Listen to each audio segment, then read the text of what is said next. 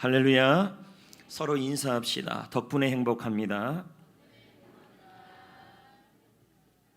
하나님은 우리 교회를 사용하시고 여러분을 축복하여 주실 줄 믿습니다.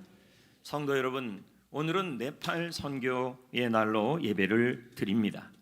한국교회는 선교사들의 헌신으로 시작되었습니다. 많은 선교사님들이 복음을 가슴에 품고 조선으로 들어왔습니다. 그리고 젊음을 바쳤습니다. 그 중에 1890년 조선에 파송받은 미국의 윌리엄 홀, 로제타 홀 부부가 있습니다. 이들은 선교 사역을 하던 중에 1894년 청일전쟁이 일어났습니다. 수많은 군사들이 부상을 입고 죽어갔습니다.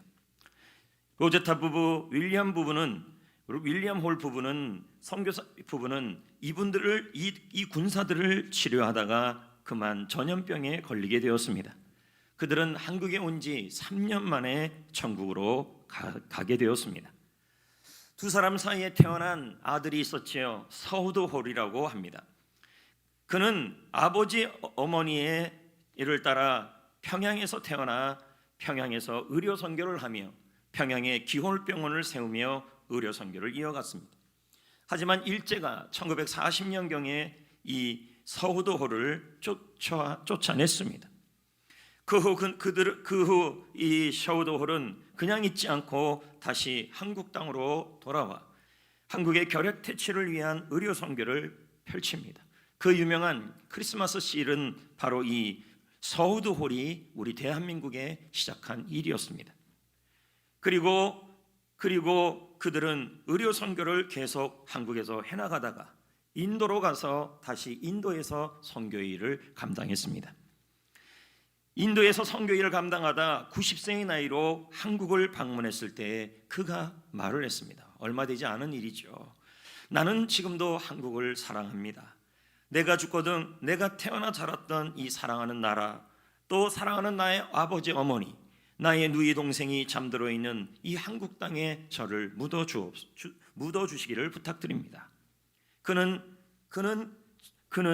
90세가 넘는 나이로 하늘나라로 가게 됩니다.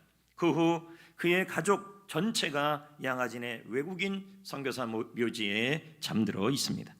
그의 비석에는 그의 아버지 윌리엄 홀, 그의 어머니 로제타 홀, 그리고 셔우드 홀 부부, 그의 누이 동생 에디스, 태어나자마자 하나님의 품으로 간 그의 아들 프랭크의 이름이 나란히 양화진 묘지에 묻혀 있습니다. 성도 여러분, 처음 우리는 서두에 오늘은 네팔 선교의 날이다, 네팔 선교 주일로 드린다 그랬습니다. 그래서 오늘 말씀은 선교는 교회를 세운다 라는 말씀으로 나누려고 합니다.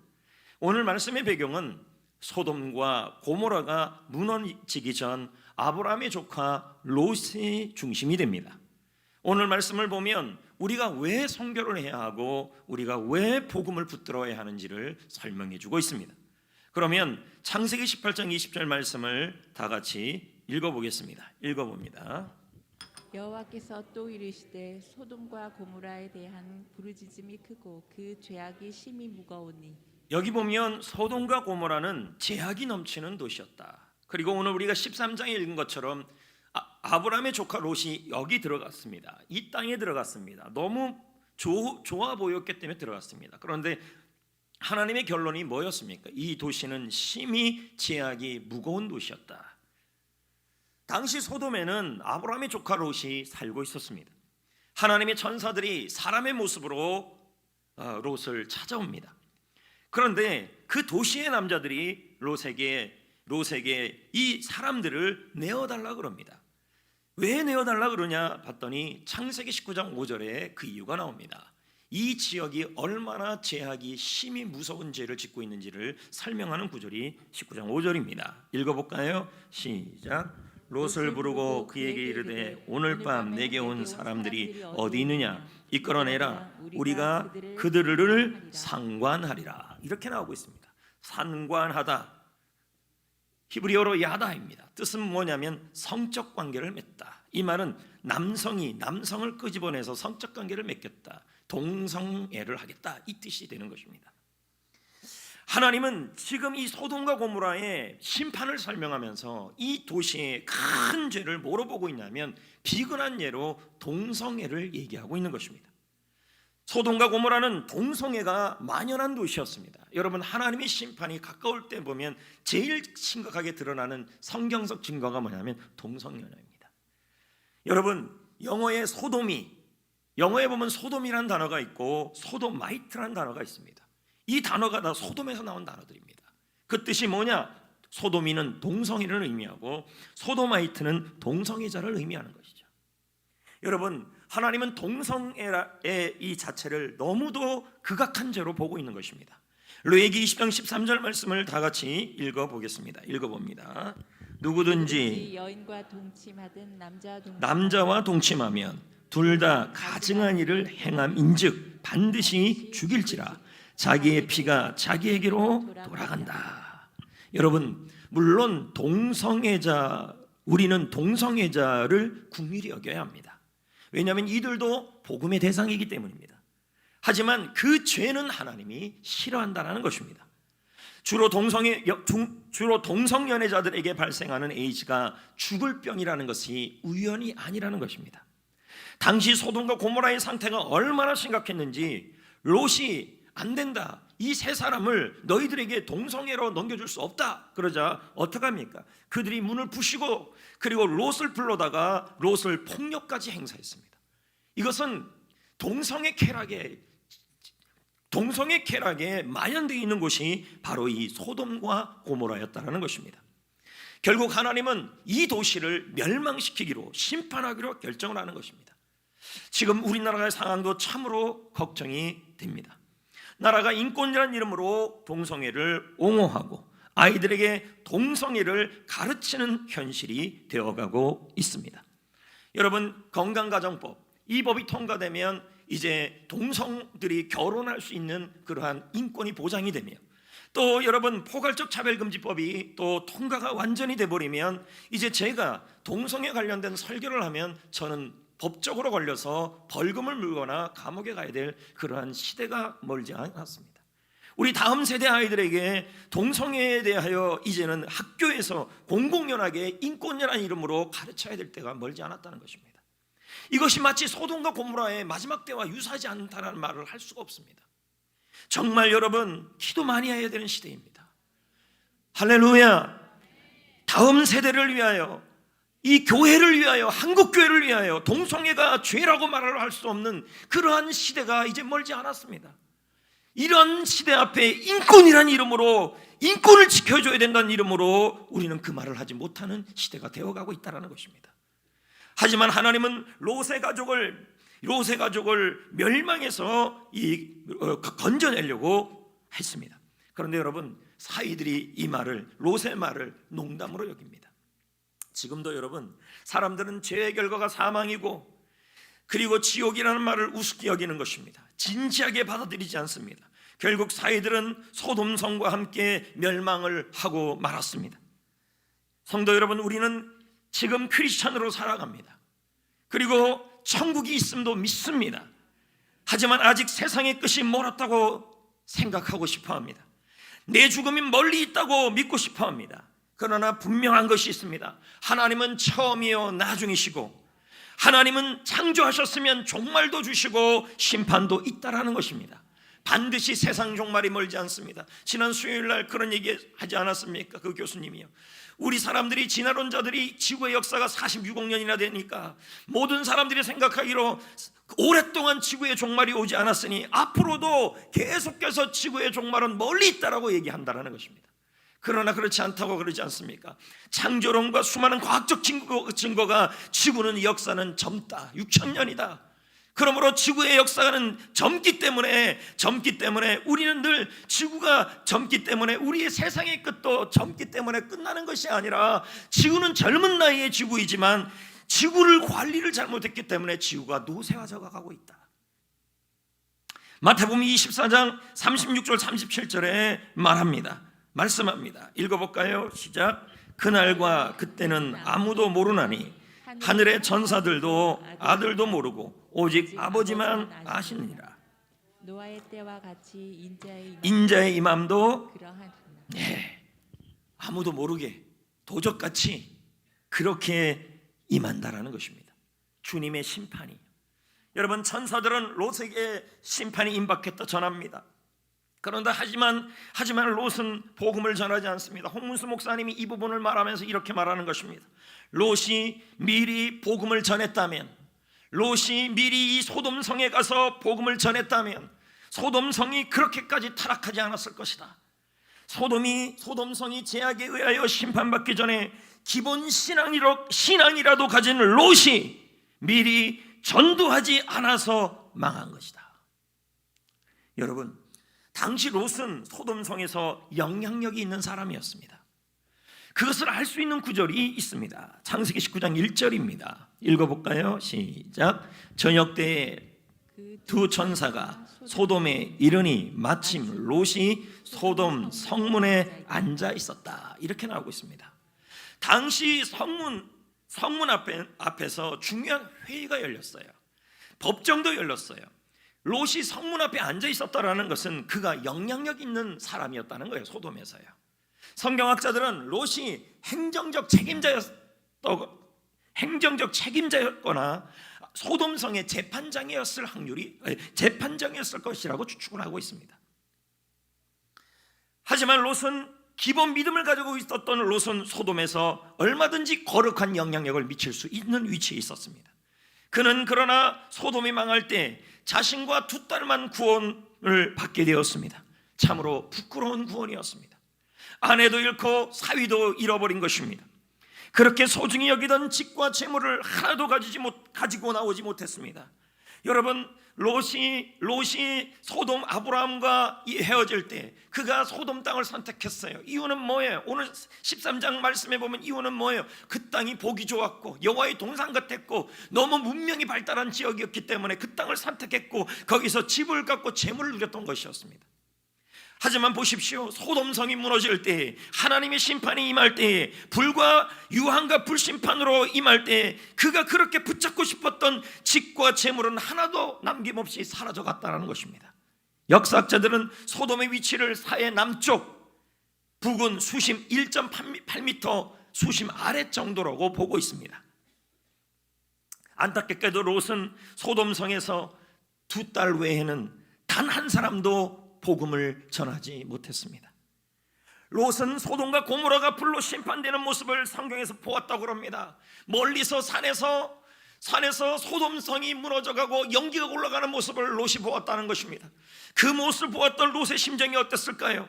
영향력 있는 사람으로서, 기본 믿음이 있는 사람으로서 만약에 복음을 전했다면 소돔은 어떻게 되었을까요?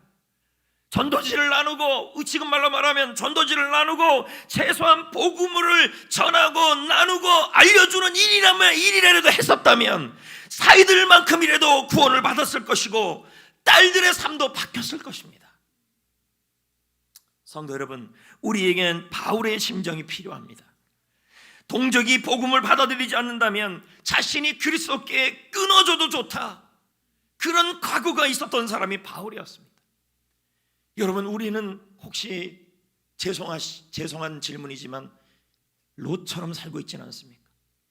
믿음은 갖고 있지만, 기본 믿음은 갖고 있지만 지금 여러분 동성애가 만연해지고 그것이 상황이 넘쳐나는 이 시대에서 롯처럼 기본 믿음은 갖고 있지만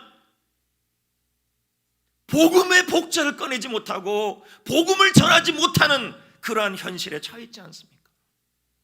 고린도전서 9장 16절에 바울은 이렇게 말씀하고 있습니다. 다 같이 한번 읽어볼까요? 시작. 내가 복음을 전할지라도 자랑할 것이 없음은 내가 부득불할 일이 아니다. 만일 복음을 전하지 아니하면 내게 뭐가 있으리라? 화가 있을 것이로다. 화가 있으리라. 공동번역은 해석합니다. 내가 복음을 전한다 해도 그것은 나에게 자랑거리가 아니다.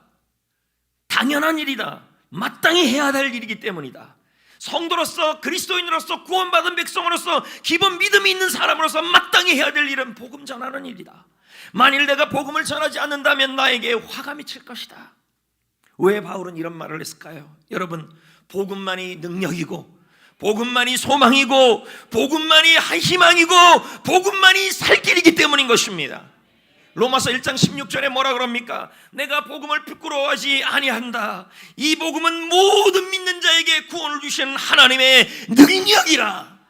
먼저는 유대인에게요, 그리고 헬라인에게다. 여러분, 유대인, 헬라인, 이 말은 관용구입니다. 유대인이란 말은 나의 동족에게 이 복음은 능력이다. 헬라인이란 말은 이방인, 그리스인, 이 세상의 열방까지도 이 복음은 하나님의 능력이다, 이 뜻입니다. 복음만이 능력이라는 것입니다. 여러분, 능력이란 말이 무슨 뜻일까요? 두나미스, 다이나마이트란 뜻입니다. 복음이 선포되는 곳에, 아니 여러분, 복음이 전해지기만 해도, 나누어지기만 해도 그 복음이 전파되는 곳에서는 다이나마이트가 폭발하는 것처럼 강력한 폭발력이 나타난다는 것입니다. 아니, 복음이 전하고만 있어도 소돔성처럼 무너지지는 않을 거라는 것입니다. 할렐루야. 롯은 믿음이 있었지만 복음을 나누지 않았어요. 우리가 여러분, 이 지역을 위해, 선교사를 위하여, 그리고 함께 복음을 섬기고 복음을 전하고 전도지를 나누고 선교사님들을 위해 기도하는 이 일을 하고만 있어도, 할렐루야, 하나님은 심판을 연기하여 주실 거라는 것입니다. 여러분, 세상의 다이나마이트는 건물과 산을 폭파합니다. 하지만 복음의 능력은 죄악을 폭파하고 죽음의 벽을 산산조각이 내는 것입니다. 여러분 보십시오. 소돔과 고모라의 롯이, 이 믿음이 있었던 롯이 그 문화에 휩쓸리지 않고 영향력만 있는 삶만 사는 것이 아니라 복음의 영향력을 끼치면서 복음을 전하고 전도지를 나누며 동성애를 하는 사람들에게 복음을 나누고 전도지를 나누고 그들을 위해 기도하는 그 일을 하고만 있었다면 하나님은 그렇게 무너뜨리지 않았을 겁니다. 의인 10명이 없었다 그러죠. 여러분, 복음은 민족을 살리고 이 지역을 살리고 그리고 열방을 살리는 것입니다. 롯은 어떻습니까? 믿음의 사람이에요. 하지만 소돔이 너무 좋았어요. 아브라함과, 여러분 창세기 13장에 아브라함과 롯의 목자들이 싸워요. 그러니까 아브라함이 뭐라 그럽니까? 롯과 롯의 목자 롯에게요, 네가 좋은 땅으로 가라. 그랬더니 봤더니 저쪽 소돔 땅이 너무 좋아요. 문명이 발달되고, 그리고 거기에 보니까 문화가 너무 좋아요. 음악이 발달되고, 그리고 쾌락적인 모습들이 너무 좋고, 그러니 뭐라 그래요? 거기서 그 땅을 먼저 선택해서 떠나요. 갔더니 뭡니까? 그 소돔 문화에 젖어 살고, 소돔이 좋아서 그곳에서 살고 영적 무감각증에 빠져버리는 것입니다. 그쪽에서 기본 믿음이 있었던 그분이 복음을 전하지 않으므로 여러분, 소돔성이 무너져 버리고 만 것입니다. 여러분, 우리는 사명을 가져야 합니다.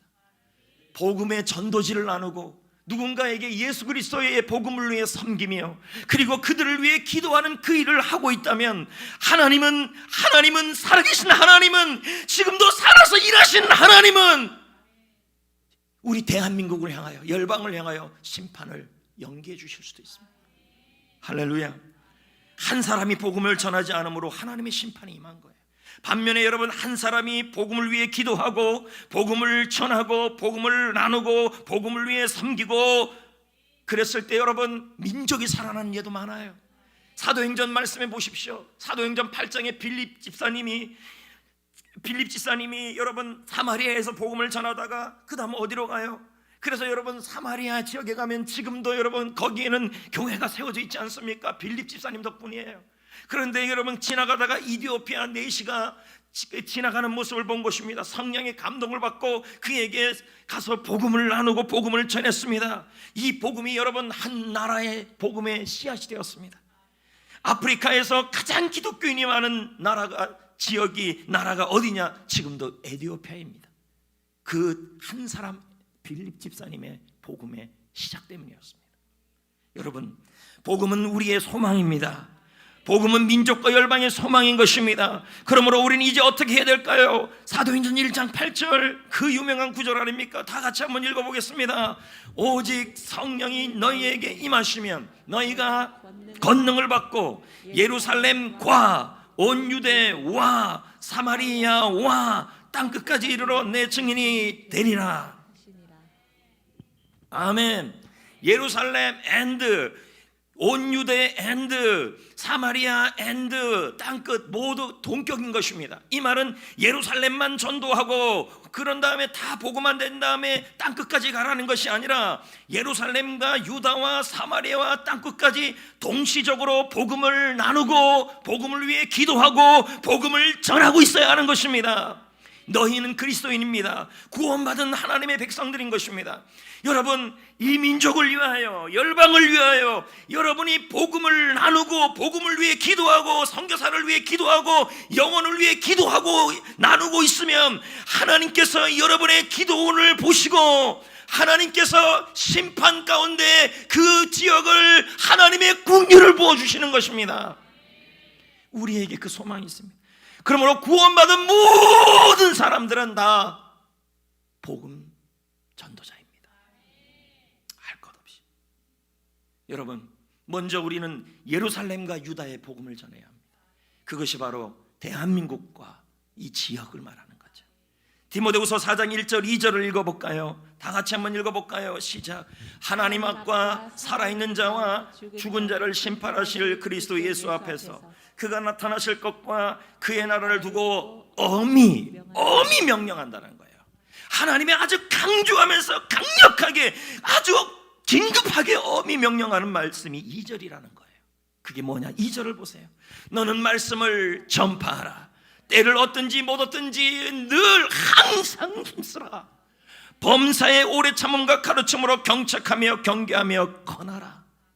자, 여기 보세요. 하나님의 엄한 명령이 있다라는 거예요. 하나님이 이런 구조를 쓰는 경우가 많지가 않아요. 하나님의 엄히 명하노니, 하나님의 긴급한 명령, 하나님의 어명, 하나님이 반드시 우선적으로 주시는 명령이 있다라는 거예요. 그건 뭐예요? 언제 어디나 서나 복음을 위해 기도하고 복음을 위해 나누고 복음을 전하라는 것입니다. 저는 우리 성전교회 성도님들이 이런 대한민국 상황에서 소돔과 고모라 같은 동성애가 이제 인정되는 이 상황에서 멈춰둬야 되는 상황에서 우리가 롯처럼 아무 영향력도 없이 복음도 전하지 않는 그러한 믿음만 갖고 있지 않는 성도이기를 소망합니다. 영혼을 위해 기도하시고 선교사를 위해 기도하시고 불신자를 위해 다가가시고 섬겨주시는 그 일을 위해 때를 얻든지 못 얻든지 항상 힘쓰라. 그리고 이 일은 오래 참음으로 하라. 왜요? 전도는요 빨리 되는 경우도 있지만 영접이 늦게 되는 경우가 너무 많기 때문에. 그래서 포기하지 말고 꾸준하게 해야 합니다. 왜요? 복음만이 소망입니다. 여러분, 전도지 한 장 나누는 것이 뭐 대단하냐 그렇게 생각하지 마십시오.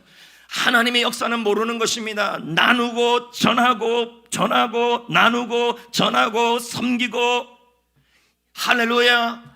여러분, 119 구조대가요 생명을 건지기 위해서 노력을 합니다. 코로나19가 상관없이 119 구조대는 일을 합니다. 그리고 그의 구조 활동을 통하여 생명이 연장이 됩니다. 잠깐이라도. 우리는요 복음입니다. 이 복음은 잠깐 생명을 연장하는 것이 아니라 할렐루야 영원한 생명을 주는 일인 줄 믿습니다. 할렐루야. 코로나19가 우리의 이 사역을 막을 수 없는 것입니다. 그러므로 여러분, 죽을 수밖에 없는 영혼을 살리는 유일한 길이 있다면 복음을 나누고 복음을 전하고 복음을 위해 기도하고 복음을 위해 섬기는 일입니다. 그들이 돌아오든 안 오든 이 일을 하고 있다면 여러분은 뭐예요? 롯과 같은 사람은 아니라는 거죠. 이 일을 위해 기도하고 섬기고. 우리 교회는 셀마다 매일 전도를 하고 있습니다. 교역자들도 전도하고 있습니다. 노방전도하고 있습니다. 노방전도에 무슨 힘이 있냐고 말하지 마십시오. 여러분, 코로나라 그래서 119 구조대가 일하지 않는 거 아닙니다. 합니다. 마스크 끼고 한복 아니에요, 그 복 입고 합니다. 우리도 마스크 끼고 하면 되는 겁니다. 할렐루야. 여러분, 119 구조대는 잠깐의 생명의 연장을 위해 하지만 우리가 하는 일은 잠깐의 생명이 아니라 지옥에서 하늘나라로 영원한 영생을 얻게 하는 일인 줄 믿습니다. 그들을 위해 기도하시고 그 영혼을 위해 복음을 나누시고 노방전도 하시고 그리고 게스트를 위해 섬기는 일을 꾸준히 하셔야 합니다. 때를 얻든지 못 얻든지 내가 너희들에게 합이 권하노니 항상 힘쓰라. 포기하지 말고 하셔야 돼요. 아멘. 믿으시면 아멘. 아멘. 저는 여러분에게 부탁드립니다. 이 모든 일을 이루어가는 곳이 바로 셀입니다. 셀은 어떤 곳입니까? 하나님이 창조 때부터 만드신 곳이며 하나님께서 이 셀을 통하여 영혼을 구원하고 제삼게 만든 곳이 성경에서 증거하고 있는 것입니다. 이곳에서 일을 이루어지는 것입니다.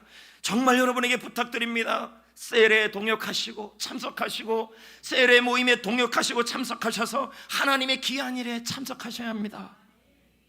여러분, 우리 교회는 해피코스라는 프로그램이, 전도 정착 프로그램이라는 게 있었습니다. 코로나 이전에 우리 교회는 봄, 가을로 게스트들에게 복음을 전하는 해피코스 페스티벌을 진행했습니다. 정말 열심히 교회가 들썩들썩 될 정도로 복음을 전하고 섬기고 그리고 그들에게 세례주는 그러한 놀라운 일들을 우리는 해갔습니다. 하지만 코로나 이후에 2년째 해피코스 페스티벌을 멈추게 되었습니다. 왜냐하면 대면을 하면 안 되는 상황이기 때문입니다. 그래서 저는 이런저런 책을 보고 관련된 서적들을 보다가 알파코리아라는 곳을 알게 되었습니다. 원래 이 알파코리아는 합동 측에서는 안 좋아합니다. 왜요? 성령론에 문제가 있습니다. 이빨이 바뀐다, 금으로 바뀐다, 나도 바뀌었으면 좋겠습니다, 내 이빨이 다요, 막 이런 식으로 하는 성령론이었습니다. 그런데 3년 전부터 이 알파코리아가 건전한 목사님들과 건전한 연구의 영향을 받아서 완전히 재구조조정을 해서 그래서 건전하게 신학적으로 이루어져서 이제 뭐 국민일보, 기독일보에 그리고 CTS, CBS에 이제 바로 소개되기 시작했습니다. 그 대표가 구동희 대표인데 그분을 만나게 되었고, 구동희 대표가 저한테 얘기하기를 성전교회의 해피코스가 시스템은 알파코리아 내용이 아니라 알파코리아와 함께 한다는 걸 알고 있었기에 너무도 이 성전교회가 궁금했다는 얘기를 하더라는 것입니다. 그래서 제가 1대1로 만나서 물어봤더니 온라인에 대한 그 있었습니다. 그래서 하루 종일 그분하고 대화하고 공부하고 그리고 보냈습니다. 보낸 다음에 제가 이제 온라인 해피코스 매뉴얼을 몇 달을 거쳐 연구하고 기도하고 만들어냈습니다. 그래서 이번 하반기에는 온라인으로 해피코스를 진행할 것입니다. 여러분, 마음이 있으면 길이 있는 것입니다. 포기하면 안 되는 것입니다. 제발 바르게 하십시오. 할렐루야. 셀리더 여러분, 셀리더 여러분, 성도 여러분, 코로나19라 그래서 집중 열린 모임을 건너뛰는 그러한 일이 일어나지 마십시오. 셀 초대 만찬도 그냥 대충 하지 마십시오. 얼마든지 바르게 마음을 가지고 하시면 되는 것입니다. 여러분, 우리가 해야 합니다. 왜요? 복음만이 생명이고 복음만이 살려요. 내가 전하는 섬김, 내가 전하는 커피 한 잔, 내가 전하는 전도지 한 장에 무슨 역사가 있냐 하지 마십시오. 여러분의 그 행동을 보고서라도 하나님은 일하십니다. 저는 어떨 때 그런 생각이 듭니다. 내가 전도지를 들고 전도하러 나가는데 이것이 하나님 보시기에 무슨 역사가 있을까? 저는 늘 하나님 앞에서 이런 마음으로 전도합니다. 하나님 앞에서 내가 하겠다. 코로나지만 묵묵하게 혼자서라도. 목사가 하니까 여러분도 하셔야죠.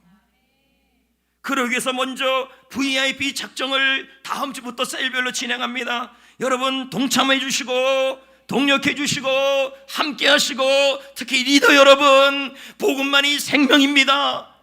여러분, 저는 우리 교회가 로크 같은 교회가 되지 않기를 원합니다. 기본 믿음이 있는데 복음을 위해 기도하지 않고, 전도를 위해 기도하지 않고, 전도를 위해서 헌신하지 않고, 복음을 위해서 함께 동역하지 않는 그런 교회가 되지 않기를 원합니다. 함께 이 일에 동역하고 동참하여 나중에 하나님을 만났을 때, 예수 그리스도를 만났을 때 나의 마음으로 살다가 왔구나라는 그 말을 모두 듣기를 축복합니다. 여러분, 우리의 선교 지역은 이 지역과 대한민국이고 또 넓게는 사마리아와 땅끝, 바로 열방입니다. 신동식 목사는 그의 책에서 선교에 대하여 말합니다. 선교는 교회를 세우신 목적이다. 선교는 선교가 나가는 지역의 교회를 세우는 일이다. 선교사가 나가는 지역의 교회를 세우는 일이다. 말이 좀 어렵습니다. 교회를 세우는 일이 바로 선교이다. 무슨 말일까요? 해석하면 이렇습니다. 선교를 하면 선교를 하는 교회가 건강해지고 선교하는 지역에도 교회가 세워진다, 이 말이에요. 할렐루야. 한국에 왔던 외국 선교사들도 우리나라의 교회를 세우고 학교를 세우고 신학교를 세웠습니다. 그중 한 명이 여자 선교사 캔드릭 선교사입니다. 이분은 양아진 외국인 선교사 묘지에 안장되었습니다. 이 양아진을 고종 황제가 내렸다 그러지 않습니까? 외국인들에게, 외국인 선교사님들에게. 그래서 거기다가 이제 선교사들 묘지가 된 거예요. 한번 우리 교회 성도님들도 이 양아진을 좀 가면 참 좋겠어요. 예전에 제자훈련 끝나고 한 번도 가보긴 했지만요. 그는 1907년 10월에 개성에서 사역을 하다가 그 이듬해 1년 지난 이듬해 1908년 6월에 급성맹장염으로 별세하셨어요. 여러분, 맹장염 같은 경우는 오늘날이면 금방 아무것도 아니잖아요. 근데 당시 우리나라의 의학적 상태가 너무 낙후되어 있었던 거예요. 그의 묘지에 이런 글이 써 있대요. 지금 양아진에 가면요, 캔드릭 선교사님의 묘지예요. 만일 나에게 1천 생명이 있으면, 나에게 생명 1000개를 준다면 그것을 조선에게 모두 주겠다. 1년 선교하신 분이 자기에게 생명이 1000개가 있으면 조선의 이 조선 백성들을 위해 주겠다고 하면서 1년을 선교하신 분이에요. 그녀는 조선을 사랑했고 조선에서 교회를 세우기를 원했어요. 그녀는 죽기 하루 전에 자신을 후원한 미국 웹익 선교 청년회에게 편지를 보냈어요. 이 말이 무슨 말이냐면, 청년부가 선교를 미지의 나라 조선에 선교사를 파송하는 거예요. 우리나라 말하면 청년부 셀이 일을 한 거예요. 어느 교회는 셀 이름을 어떻게 지었냐면 선교에 집중하려고 예를 들면 이렇게 지었다는 거예요. 카자흐스탄 셀, 자기네 선교 지역이니까. 그리고 뭐 네팔 셀, 그리고 뭐 콩고 셀, 이런 식으로 지어서 그 선교사님들을 위해 기도하는 건데, 여기 있는 이 웨빅 청년회는 조선이라는 미지의 나라를 위하여 이 캔드릭 선교사님을 선교 후원을 한 거예요. 파송한 거예요. 선교사님이 돌아가셨죠. 이들에게는 너무 큰 슬픔이었어요. 하지만 이 일을 통하여 웹익 청년회에서 20명의 청년들이 선교사로 자원하게 되었어요. 그 후 조선에는 선교사를 통하여 교회가 세워졌고 선교사를 보내는 나라가 됐어요. 여러분, 우리나라의 최초의 선교사가 몇 년도에 파송된지 아십니까? 1885년에 처음에 언더우드 아펜젤러가 장로교와 감리교 선교사로 처음 들어왔을 때 이후 몇 년 만에 여러분 우리나라가 첫 선교사를 파송한지 아십니까? 참 대단한 나라입니다. 우리나라가 1907년입니다. 1907년은 얼마 되지도 않은 거예요. 어디에 파송했습니까? 여러분, 지금도 가고 싶어하는 그곳, 떠나요 제주도. 그 제주도는 당시만 해도 외국 같았어요. 그래서 미지이고 미개하다고 생각해서 거기에 그리스도의 복음을 전하기 위해서 1907년에 이기풍 선교사님, 평양신학교를 졸업한 이기풍 선교사님, 목사님을 보냈어요. 여러분, 제주도에 여러분 혹시 갈 일 있으면, 우리 예전에 셀리더하고 갈라 그럴 때 저 거기 갈라 그랬었거든요. 제주도에 가면요, 이기풍 선교사님, 목사님의 선교 기념관이 있어요. 예, 실제로 돈도 안 받아요. 거기는요. 그렇다 그러더라고요. 두 번째 선교사님을 몇 년에 파송한지 아십니까? 하여튼 대단한 나라입니다, 여러분. 2년 후 1909년에 파송했습니다. 어디에요? 러시아 블라디보스톡 채관을 목사님을. 그리고 그 해에 한석진 목사님을 일본에 파송하고 1912년에 중국 산동성에 박태로, 사병순, 김영훈 목사님을 선교사로 파송했어요. 여러분, 그렇게 2021년까지 온 거예요.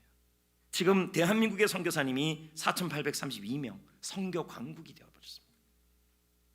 근데 여러분, 지금 선교 평가가 나오고 있어요. 앞으로 향후 10년 안에 지금의 선교사님들 60%가 한국 선교사님들이 줄어들 것이다. 이유가 뭔지 아십니까? 한국 교회가 부흥이 멈췄다. 한국 교회가 지금 쇠퇴하고 있다. 그러니 여러분, 선교 후원을 다 끊어요.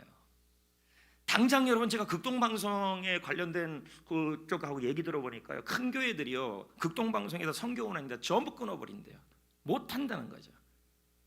코로나가 일어나니까 교회를 땅을 팔고 난리가 났어요. 지금 선교라는 선교는 다 끊어버리고 있다는 거죠. 더욱더 가슴 아픈 일은 이제는 선교사로 희생하고 헌신하는 청년들이 줄어들고 있어요. 예전하고 달라진 거예요. 선교가 참 열악해요. 여러분 목회도 참 힘들지만 선교는 더더욱 힘든데 이제 청년들이 선교 나가려고 하지 않는다는 거죠. 목회자도 지금 우리 진대원 강도사님 얘기 들어보면요, 총신 신대원 들어가는 숫자가 점점 줄어들어요. 점점 그런 현실이 일어나요. 그러니까 앞으로 10년 안에 지금의 선교사의 60%가 이제 줄어드는, 한국교회 보세요. 지난주 설교 시간에 제가 뭐라 그랬습니까? 앞으로 30년 안에 믿음의 계대가 전수 안 되면 한국교회 70% 문 닫을 거다. 너무 암울한 얘기들이 계속 들려오는 거예요. 여러분, 그래도 복음은 소망이고 복음은 희망이고 바르게 가는 교회는 분명히 하나님이 일하실 줄 믿습니다. 할렐루야. 여러분, 우리 선교는 세 가지로 섬길 수 있습니다. 첫 번째 뭡니까? 기도하는 선교예요. 선교는 영적 전쟁입니다. 그래서 무엇보다도 강력한 중보기도가 필요합니다.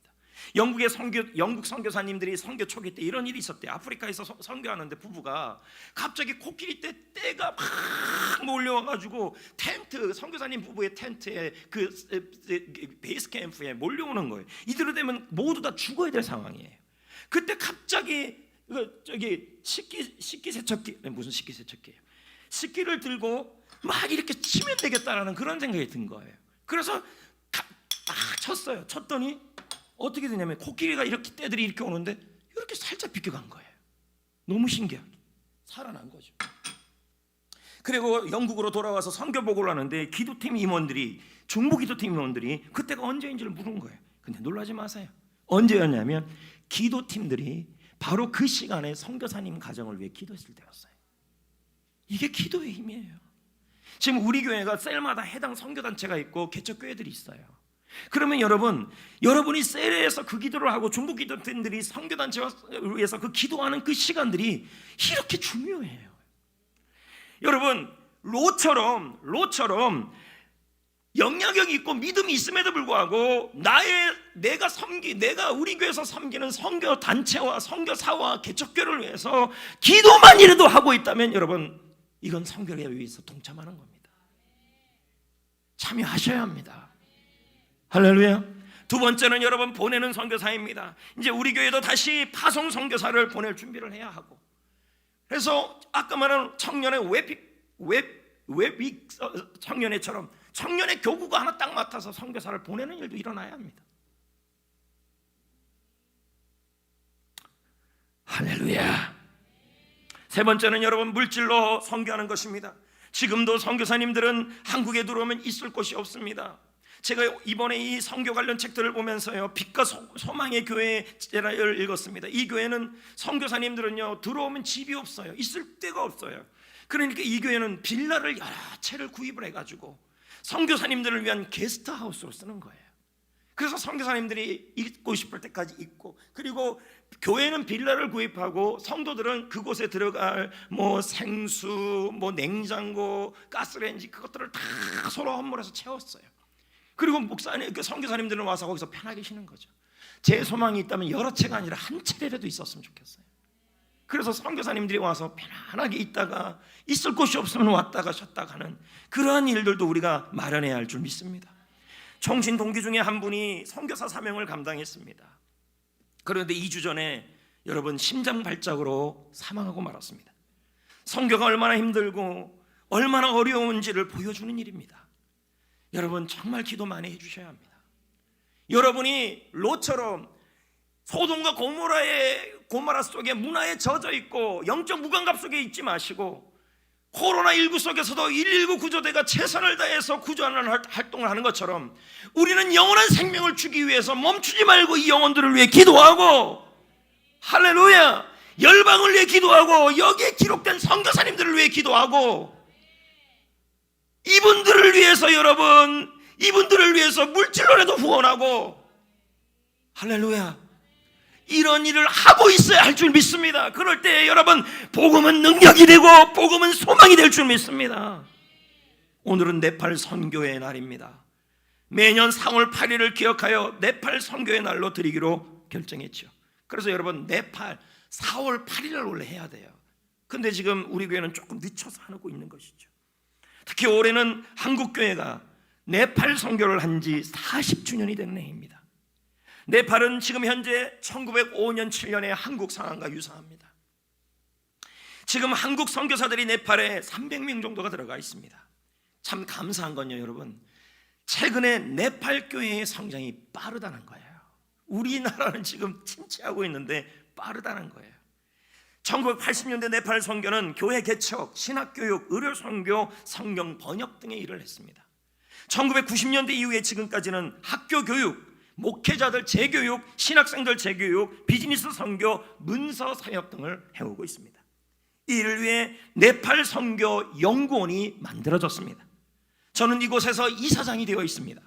네팔 선교 연구원은 목회자와 신학생을 교육하고, 그리고 한국에 있는 교수님들이 네팔을 연구하는 교수님들을 후원하여 네팔 교회를 세운다는 비전을 갖고 있는 것입니다.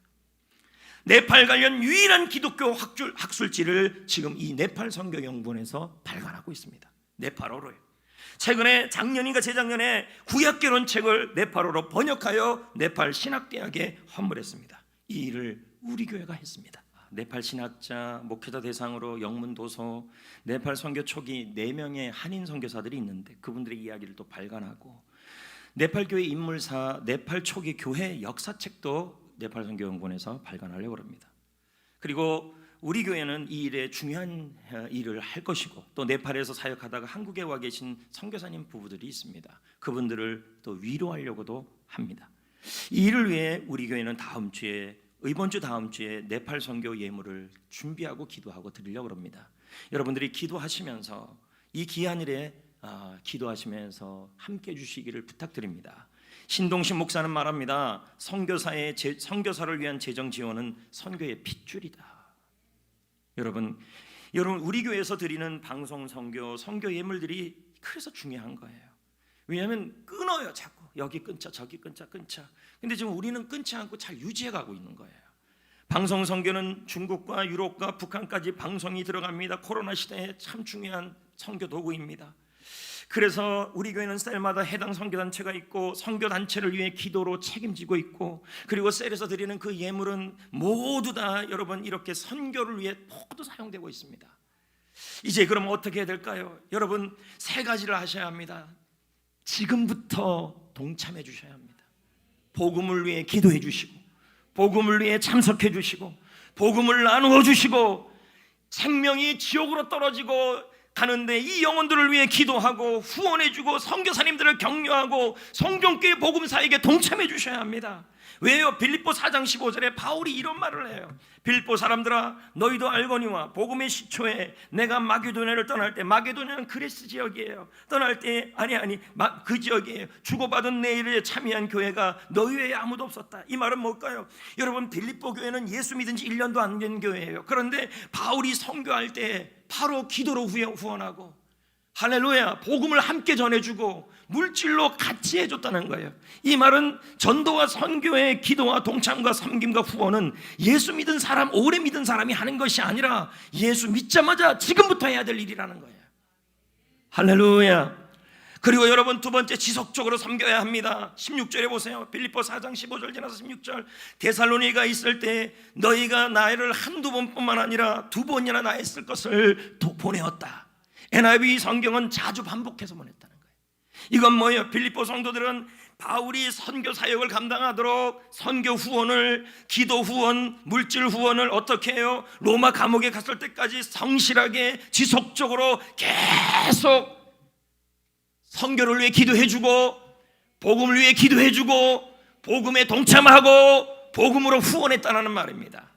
그들은 대가를 바라지 않았어요. 보세요 여러분, 바울이 선교 사역을, 개척교회를, 빌립보 교회를 세우고 떠났어요. 떠났으면 멀리 간 거죠. 그러면 떠난 목회자예요, 떠난 선교자예요. 그런데도 계속 10년이 넘도록 후원을 하고 기도해 줬어요. 대가를 바라지 않았어요. 그랬더니 하나님이 이 빌립보 교회에 네 가지를 내리게 했어요. 첫째, 기도하는 사람을 계속 붙여요. 그 사람이 누구냐? 바울이에요. 보자고요. 빌립보 4장 17절, 16절이나 17절, 내가 선물을 구함이 아니요 오직 너희에게 유익하도록 풍성한 열매를 기도하고 있다, 이 말이에요. 바울이 이런 말을 하는 거예요. 내가 섬김을 받아 기쁜 게 아니다. 여러분이 보내준 그 섬김으로 인하여, 선교 후원을 통하여, 기도 후원을 통하여, 복음의 동참을 통하여 여러분을 내가 마음껏 축복할 수 있어 기쁘다. 여러분에게 유익하도록 풍성한 열매를 구하고 있다. 여러분, 빌립보 교회 성도들의 이 선교 후원, 선교에 대한 동참, 기도 후원은 바울의 입에서 기도를 끌어냈어요. 여러분, 우리 교회가 개척교회들을 섬기고 그럴 때 보면요, 그 교회 목사님들이 어떻게 하냐면 우리 교회를 축복해주는 기도를 입에서 해요. 그걸 지금 얘기하는 거예요. 믿으시면 아멘. 여러분 주변에 축복 기도해주는 사람이 많기를 원한다면 간단합니다. 섬겨주시면 돼요. 선교사님들을 섬겨주시고 게스트를 섬겨주시고, 할렐루야. 그러면 두 번째 뭐예요? 여러분이 선교사를 위해, 복음을 위해, 지역을 위해 기도하고 헌신하고, 때로는 전도팀들에게 밥도 좀 사주고, 아멘 안 할 줄 알았습니다. 선교 후원을 해주고, 그리고 여러분 전도지를 전하고 기도 후원을 하면 그 모든 것이 하나님 앞에 향기로운 제물이 됩니다. 볼까요? 빌립보 4장 17절을 지나 18절. 내게는 모든 것이 있고 또 풍부한지라 에바브로 디도편에 너에게 준 것을 받았으므로 내가 풍족하다, 넘치게 했다는 말이에요. 이는 받으실 만한 향기로운 제물이다. 할렐루야. 여러분, 여러분이 전도를 위해 기도 후원을 하고, 전도지를 나누고, 전도에 동참하고, 또 선교사를 위해 기도해주고, 개척교를 위해 기도해주고 선교 후원을 하는 것은 뭐라는 거예요? 하나님 보시기에 향기로운 제물이라는 것입니다. 마태복음 10장 41, 42절. 선지자의 이름으로 선지자를 영접하면 선지자의 상을 받을 것이라. 의인의 이름으로 의인을 영접하는 자는 의인의 상을 받을 것이라. 누구든지 제자의 이름으로 이 작은 자 중 하나에게 냉수 한 그릇이라도 주는 자는, 여러분 이스라엘은 물이 귀해요. 우리도 물이 귀하잖아요. 돈 주고 물 사 먹잖아요. 이 냉수가 그냥 냉수가 아니에요. 귀한 물이에요. 귀한 것을 주는 자는 내가 진실로 너에게 이르노니 결단코 상을 잊지 아니하리라. 내가 선지자를 섬기면 하늘에서 선지자의 상을 받고, 내가 전도자를 섬기면 전도자의 상을 받고, 할렐루야. 내가 전도팀을 섬기면 전도팀의 상을 받고, 내가 이 지역을 섬기면 이 지역의 어느 상을 내가 받고, 내가 선교사를 섬기면 선교사의 상을 받고, 상을 잊지 않을 거라는 거예요. 그리고 그것뿐만 아니에요. 풍성하게 채워주십니다. 세 번째 볼래요? 18절이 지나 19절이에요. 나의 하나님이 그리스도 예수 안에서 영광 가운데 그 풍성한 대로 너희 모든 쓸 것을 채우시리라. 채우시리라. 선교하고 전도를 위해 기도 후원하고 이 일에 동참하고 물질로 섬기면, 우리는 생각합니다. 내 시간이 빠져나간다, 내 물질이 빠져나간다. 전도하면 시간 빠져나간다, 선교하면 내 물질 빠져나간다. 아닙니다. 여러분 18절에 뭐라 그럽니까? 빌립보 교회를 향하여 그리스도 예수 안에서 그 풍성한 대로 너희의 쓸 것을 하나님이 채우시리라. 할렐루야. 전도에 동참하는 시간, 전도에 동참하는 기도 시간, 시간이 손해가 아니에요. 여러분 얼마든지 할 수 있어요. 여러분의 사업장에 아름다운 사람도 올 수 있고 행복한 사람도 올 수 있는 거예요. 얼마든지 할 수 있어요. 그런 사람, 또 선교사를 위해, 전도를 위해, 전도팀을 위해, 전도 물품을 위해 후원하는 이 모든 것이 내 물질이 빠져나가는 것이 아니라는 거예요. 지금 하나님이 뭐라 그래요? 채우시리라. 그러므로 여러분 전도팀을 위해 밥 사주는 사람들이 많이 일어날 줄 믿습니다. 할렐루야. 아멘. 전도팀들 좋겠습니다. 이제 밥 사주는 사람이 줄로 섰습니다. 여러분 믿음으로 드리는 거예요. 이 믿음이 있다면 전도를 위해 시간을 낼 수 있고, 이 하나님이 채우신다는 믿음이 있다면, 내가 시간 들이면 손해인데, 내가 물질 들이면 손해인데 하나님이 채우시리라. 이 믿음이 있다면 시간 내요. 전도할 때 시간 내고, 전도를 위한 기도 시간 내고 물질 내요. 이 믿음이 있다면. 마지막은요, 여러분 하늘나라의 영원한 스타가 돼요. 다니엘서 12장 3절 읽어볼까요? 지혜 있는 자는 궁창의 빛과 같이 빛날 것이다. 많은 사람을 옳은 대로 돌아오게 한 자는 뭐가 같이 빛나리라? 별과 같이 영원토록 빛나리라. 이 세상의 스타들은 자기 자리 지키려고 불안해요. 그러니 어떻게? 잘 나갈 때 집 사놓습니다. 보십시오. 잘 나갈 때 장사합니다. 불안하니까. 그러나 여러분, 복음을 위해서 헌신하고, 복음을 위해서 기도하고, 복음을 위해서 섬기고 하나님 후원하는 그 사람은요, 천국에서 영원한 스타가 될 줄 믿습니다. 천국에서 BTS는 전도자입니다. 할렐루야. 천국에서 나훈아는 전도자입니다. 왜 아멘을 안 하십니까? 절대 인기가 떨어지지 않습니다. 선교 후원하는 것. 이제 말씀을 맺겠습니다. 하나님은 알파와 오메가, 처음과 나중 창조하셨습니다. 그러면 하나님은 마지막 심판 때도 주십니다. 근데 재림이 늦춰지고 있어요. 왜일까요? 열방이 주께 돌아오게 하기 위해서. 우리 지역의 영혼들이 십자가의 복음 앞에, 그 예수님이 생명을 살리기 위해서 주셨던 그 복음 앞에 돌아오기 위해서 주님이 기다리고 있는 거예요. 복음만이 소망입니다. 복음만이 열방의 소망입니다. 전하고 있어야 합니다. 소돔과 고모라의 롯이 복음을 위해 헌신하고 복음을 위해 기도하고 복음을 위해 후원했다면, 의인이 되었다면, 몇 명이라도 더 있었다면 그렇게 무너지지 않았을 거예요. 부끄러운 구원, 자기만 구원받는 구원을 받지 않았을 거예요. 여러분, 이 세상에 살아가면서 나만 구원받고 천국 가는 그런 구원이 아니라, 나를 통하여 열방이 주께로 돌아오고, 나의 기도를 통하여, 나의 후원을 통하여, 나의 섬김을 통하여, 나의 전도지를 통하여 열방이 주께 돌아오는 일이 일어날 수 있기를, 그런 일이 일어날 수 있기를. 그래서 나도 건강해지고, 우리 교회도 건강해지고, 그리고 그 지역도 건강해지고, 그 나라도 건강해지고, 가정도 건강해지기를. 그래서 하나님이 축복해주는 사람을 붙여주시고, 손해가 아니라 할렐루야, 오히려 하나님이 풍성하게 시간도 물질도 채워주실 것이라는 믿음으로 하셔야 합니다. 하늘나라 스타가 될 겁니다. 선교는 교회를 세우는 겁니다. 이 일에 함께 셀에서, 그리고 네팔을 위하여, 방송 선교를 위하여, 지역 선교를 위하여, 지역 전도를 위하여 함께 동참할 수 있기를. 그래서 온라인 해피코스 할 때 스텝이 없는 일이 없도록 참여, 시간 손해인데요, 제가 그랬잖아요. 하나님이 채우시리라. 믿음이 있다면 합니다. 그래서 우리 교회 성도들이 풍성하게 채워지고, 스타가 되고, 기도하는 사람이 붙여지고, 할렐루야. 그래서 열방의 통로가 되기를 축복합니다. 여러분, 우리 건강한 교회 세우고 있잖아요.